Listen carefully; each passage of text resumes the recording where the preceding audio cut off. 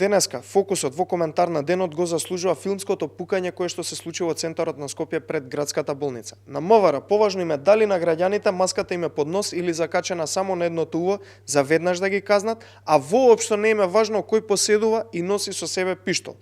За овој хаос и пукање кое што го видовме денеска во центарот на Скопје пред градската болница, претходно и во селото Батинци, директно се одговорни и надлежни МВР. Откако дојде СДСМ на власт изминативе години, гледаме само филмски пукотници низ центарот на Скопје и граѓаните не се чувствуваат воопшто безбедно. Секој што си зема за право да носи пиштол во себе, се повикува на блискоста со власта и станува опасен за околината, што денеска се виде и во самиот центар на Скопје пред градската болница, но и претходно каде што имало пукотница во селото Батинци.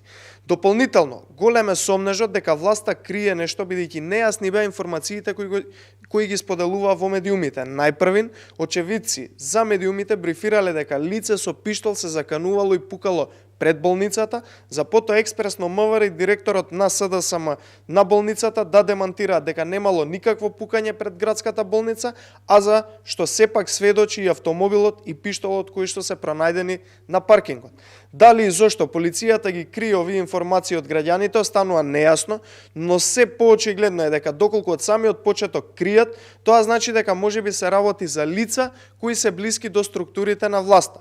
Скопјани и граѓаните на Република Македонија не се безбедни со вакви бандити кои што шетаат со пиштоли, а пак кои имаат поддршка од бандитите кои што се на власт. Благодарам.